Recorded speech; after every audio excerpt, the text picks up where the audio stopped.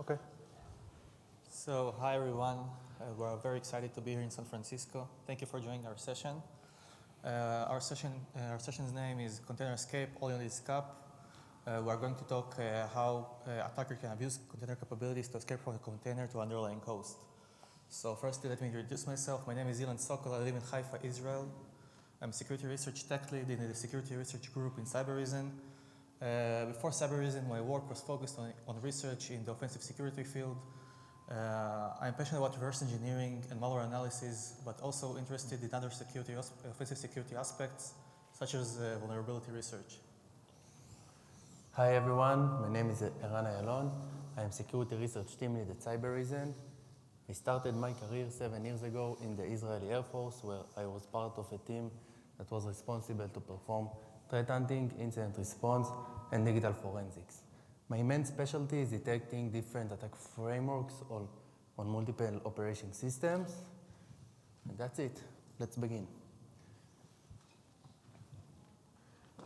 So before we dive into the details, let's do a quick background. So cyber attacks is not just about endpoint anymore.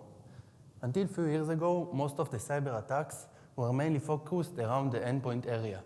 However, new technologies like IoT devices, mobile phones, and cloud infrastructures has changed the entire way that the industry works.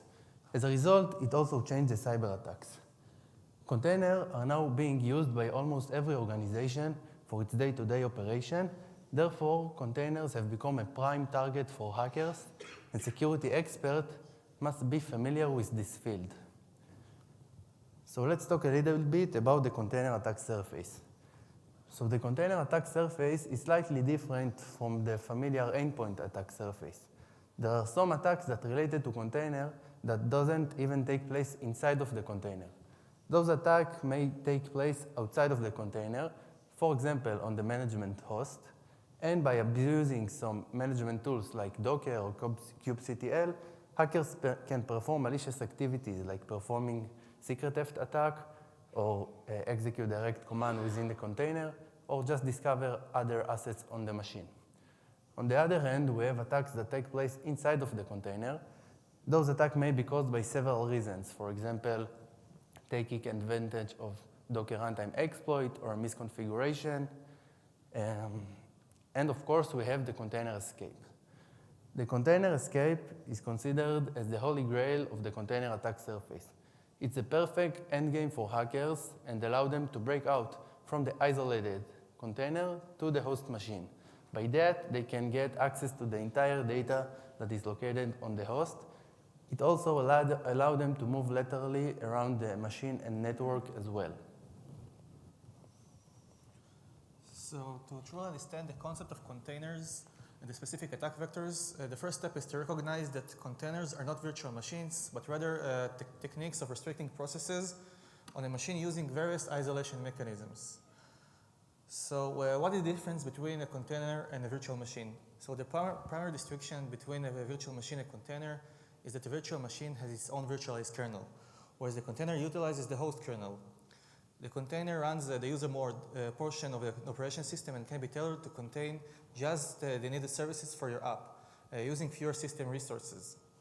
In contrast to containers, virtual machines run a complete operation system, including the kernel, thus requiring more system resources such as CPU, memory, and storage. Here you can see an illustration of how containers and virtual machines are utilized on the endpoint. So if you have seen the matrix, I hope you appreciate this reference from the scene There Is No Spoon. So there is no container. This is just another process running on your machine, utilizing some isolation mechanisms. So let me introduce some of these isolation mechanisms. Firstly, we have namespaces. Namespaces are one of the technologies on which containers are built. Namespaces are abstraction layers that provide processes with their own view of the system and its resources. Namespaces limit what process can see and use, as it provides isolation. A control group, aka C group, is a Linux kernel feature that restricts and isolates a collection of program resources, resource utilization such as CPU, memory, network, and so on. And then we have SecComp, which is an acronym of Secure Computing Mode. This kernel feature allows us to restrict the action available within the container down to the granularity of a single system call. And lastly, we have capabilities. So what are capabilities? Capabilities provide the ability to give a specific set of privileges to a thread or process. They do so by breaking down the dichotomy between privileged and unprivileged that embodies all or nothing into logical groups of privileges. All privileged action have been thought out and categorized into approximately 40 capabilities. That means that process or thread can use a small set of action for only those that are needed, lowering the danger of abuse to unexpected behaviors. In other words, the purpose of capabilities is to divide root privileges into distinct ones. Capabilities can be applied to container processes, and in this way, all processes part of the container can inherit its capabilities. So what happens when a capability is assigned to a container? When a capability is assigned to a container, the call thread can execute a set of system calls associated with the capability. We can see some examples of system calls that are directly connected to a capability. For example, init module and delete module are associated with sysmodule capability. We can see the mknode system call associated with mknode capability. ptrace and process v and write v is connected to sysptrace capability, and so on. So here, this is the example of how capabilities enables a breakdown of the dichotomy between root and non-root privileges. So where are those capabilities actually stored? So on the left, we can see the task structure. This is the structure that dynamically allocated when a process is created. So let's take a look at it. This data structure contains all information to manage a process, such as process ID, its stack, and the pointer to the parent process. One of the interesting members in this structure is CRED, that you can see on the right, which is the security context-related structure of the task. The structure CRED holds all of the task credentials, such as UID, GID, and SUID. But the most interesting for our talk is the capabilities part. You can see that we have 5 types of capability sets. So this is the capability sets we have. We have the inheritable, the bounding, and the ambient. But the most important for our talk is the effective capability set. This is what the kernel looks at when a process or thread tries to execute a specific system call. Another important capability set is the permitted capability set. This set holds the capabilities that can easily become effective by using setcap system call. So which capability should I use?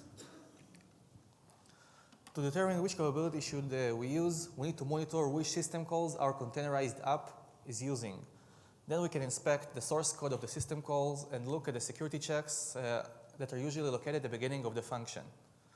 One of the security checks that the function performs is whether the permission of the task allow the execution of the function by running the kernel function capable that you can see here. So the capable function received the capability as an argument and returns true if the current task has the given capability currently available for use, and false if not. And in this example, we present the system called init module, which is responsible for installing module in the kernel. It can be seen that after assigning some variable, it performs, it calls the function main-init module that you can understand from its name that's responsible for determining if this system call is allowed. You can see that it calls the capable function that received the capsysadmin module as an argument to determine if it's allowed.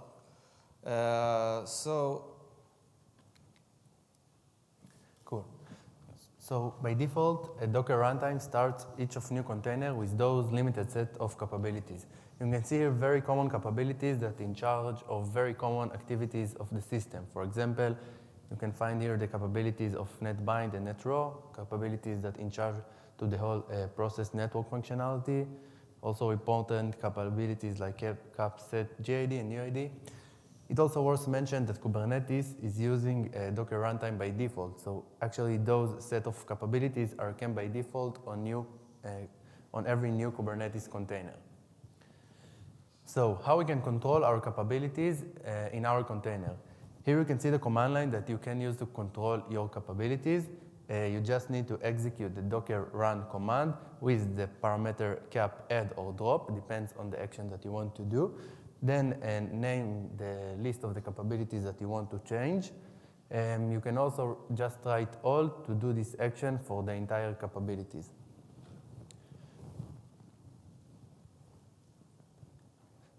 In Kubernetes, you can control your capabilities using the security context field. It's very simple. You can take a look at the snippet and see that in this example, in the security context field, we add the capsys module capability and drop kill capability. So let's talk about privileged container. So by default, containers doesn't have any access to any of the devices that located on the host machine. However, when container is running in privilege mode, it has access to the entire devices that is located on the host. When container is running in privilege mode, the whole isolation mechanism is being removed. Privileged container has the entire capabilities that the container can perform. You can actually say that having a privileged container is equal to running application with root privileges. Here you can see the command line that you can use to set yourself a new privileged container.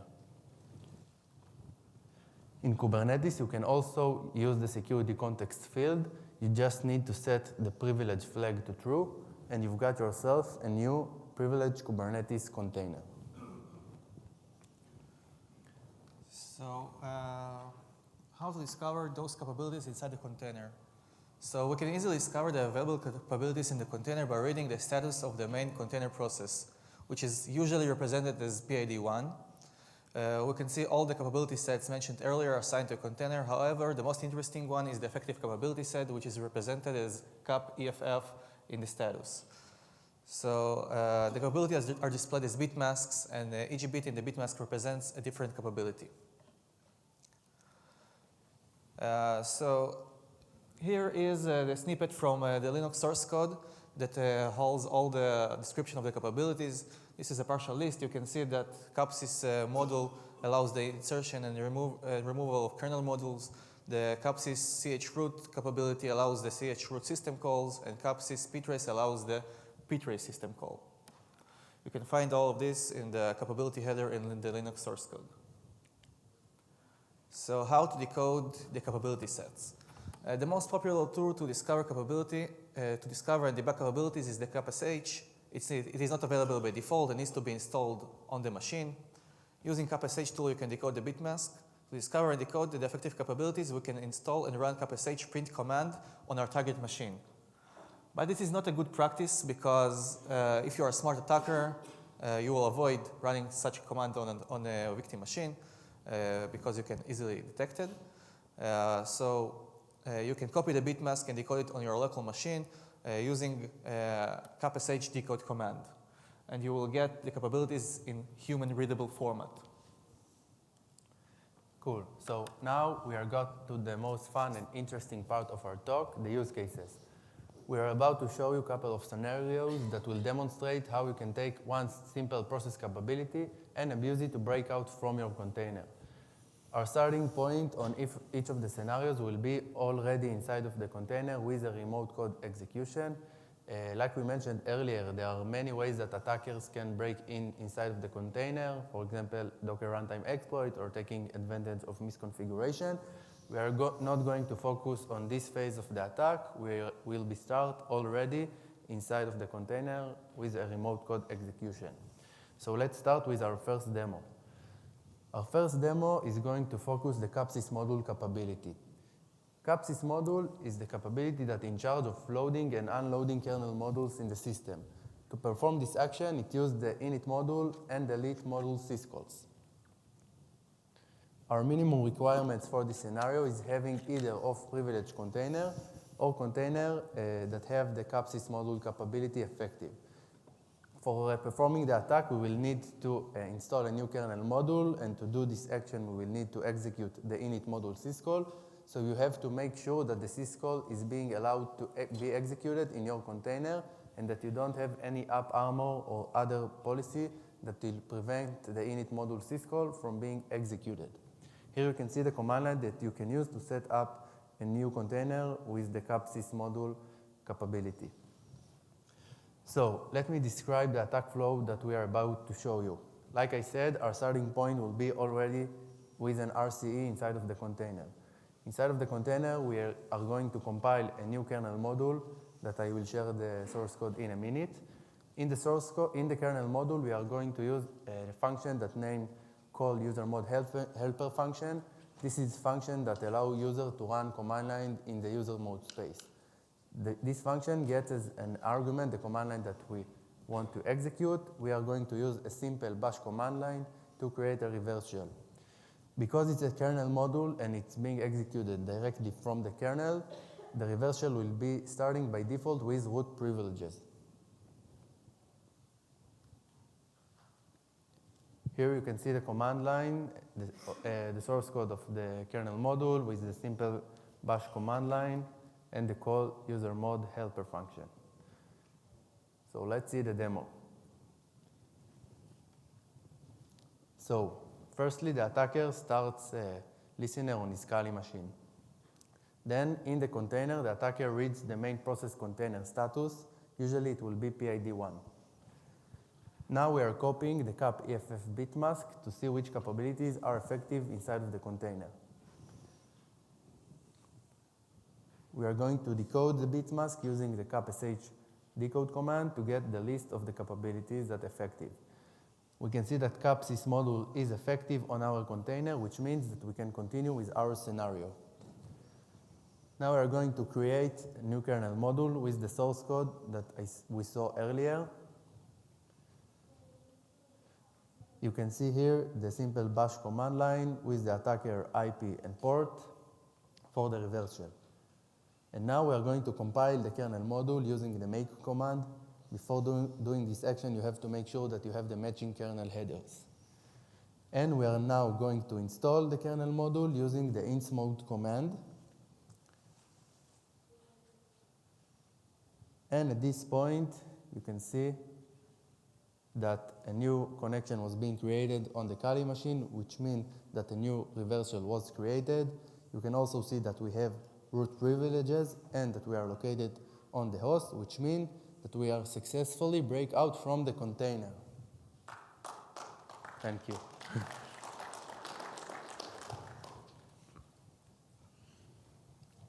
Thank you, Eran. So in this example, we'll demonstrate how to escape from a container to the underlying host by abusing the capsys ptrace capability.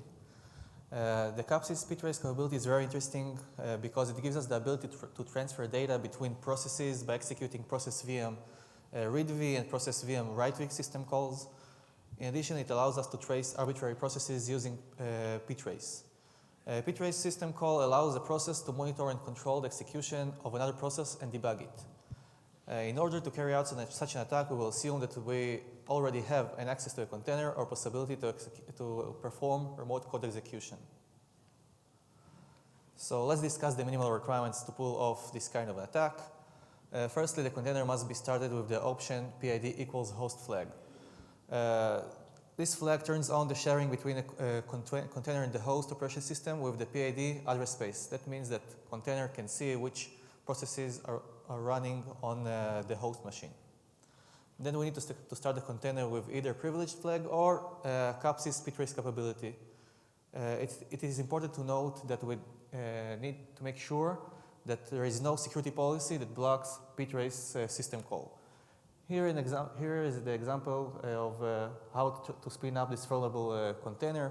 We added the sys ptrace capability and the PID equals host flag. This is the attack flow we are going to perform. So we will use GDB, which is a Linux debugger, which allows us to see what is going on inside another program while it executes. GDB will attach to a host process running with root privileges on the host machine and will execute a simple bash reverse shell. As a result, the host process will spawn a child process with the reverse shell with the same privileges as the parent process, which means it will run with root privileges. So let's see the demo. So we'll start a listener on our attacker machine. Here we are inside the container where we'll list the available capabilities of the container by reading the process1 status. we see the effective capability set. We will copy the bit mask and decode it using capsh decode command. Now we can see that capsys ptrace capability is available in the container, which means that we can continue with our scenario. We'll list the available processes because we can see the host processes. We can see gedit running with root privileges on the host. We will copy its PID. We will attach the debugger to this process. And now we can execute whatever we want inside this process. So for the purpose of this demo, I will execute a simple bash reverse shell in this process. And as a result, it will spawn a shell process with root privileges. We can see the IP and the port of the attacker. And at this point, we received a reverse shell to the attacker. With root privileges, we can see that we are running on the host machine, and we successfully escaped from the container.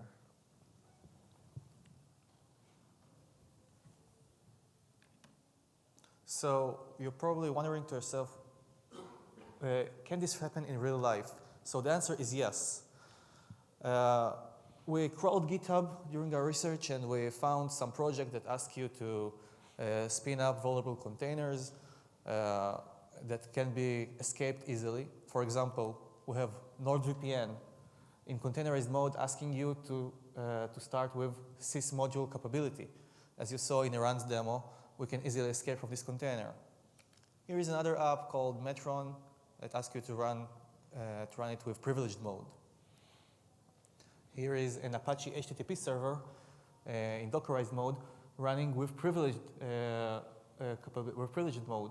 This means that if you have a web shell or something, you can easily escape from this container to underlying host and steal all the data. And lastly, we have a Kubernetes cluster, Kubernetes pod, running with privileged mode of some database. So this cluster can be compromised. So during our research on artificial intelligence script profiler, we encountered an interesting script that targeted one of our clients. In this script, we can see that it checks whether capsys admin capability is effective by decoding the effective capability set, as we saw before, by reading the process status. So if the capability is available, it sets the if sysadmin variable to 1 and performs various container escape techniques related to this capability. So in this example, you can see that threat actors are actively looking for those misconfigured containers and tries to escape from them. So you may think that your container is secured, but something small as capsys admin capability can make your container vulnerable. Cool. So the most known threat group that is related to the container and to the container attack surface is named TeamTNT. TeamTNT mostly targets industry like finance and e-commerce and healthcare. They're active since October 19, almost 4 years. Their main specialty is abuse container and cloud environments for deploying crypto miners on their victim networks. They usually use open source tools to perform those malicious operations. Here you can see threat alerts taken from the real world. This one is taken from Twitter and talks about new Kubernetes malware of TeamTNT. Another blog by Aqua Security, which talk about new TMT cloud malware. Another blog by Unit42, which describe TeamTNT crypto hijacking Kubernetes malware.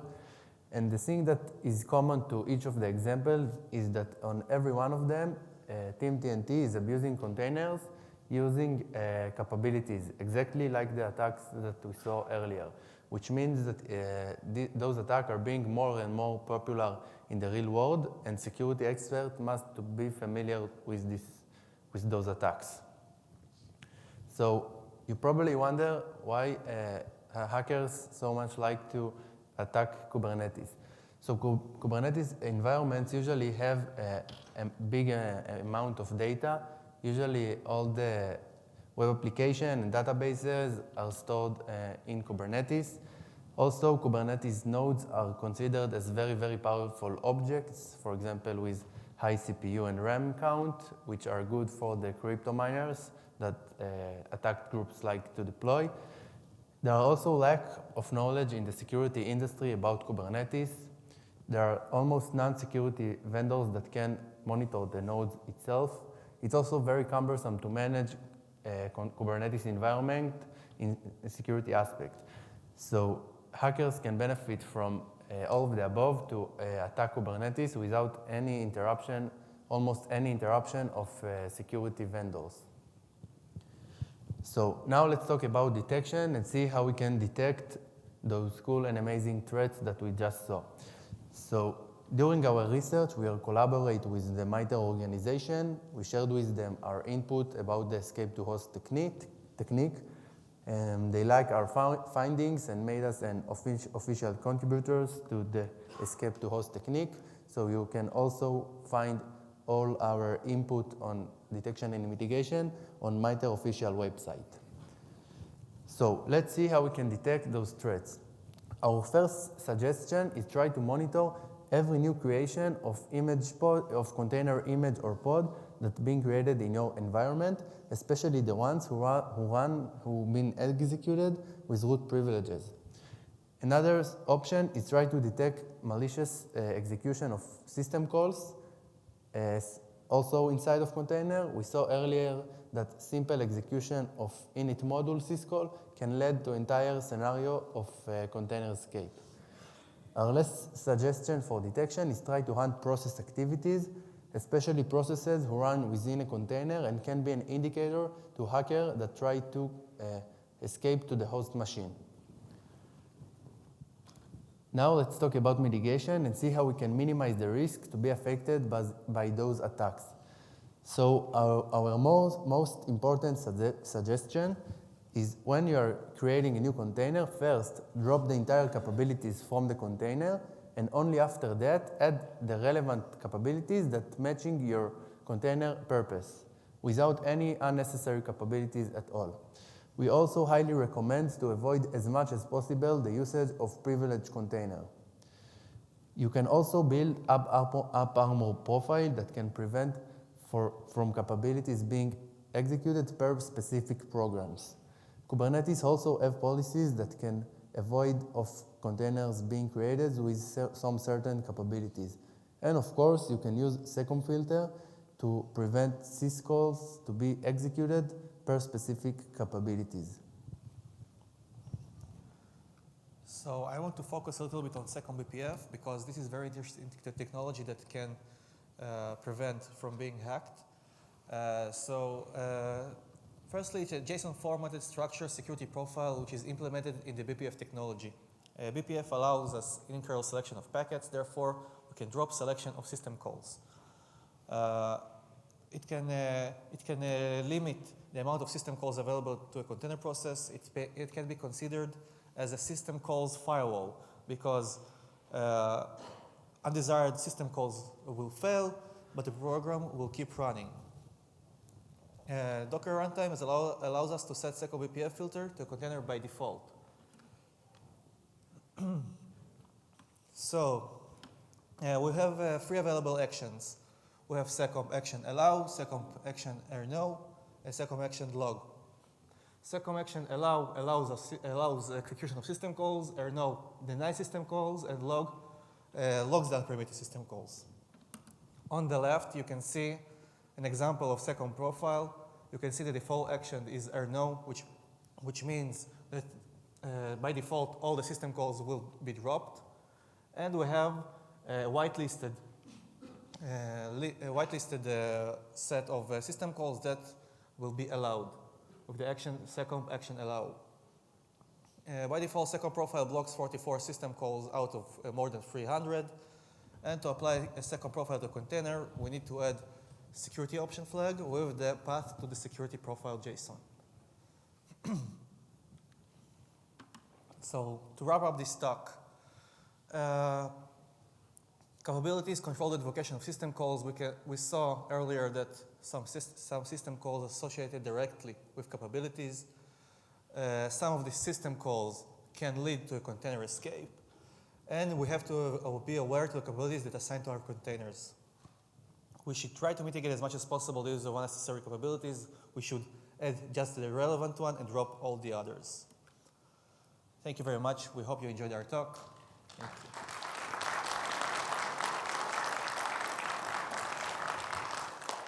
Any questions? Thank you. Thank you.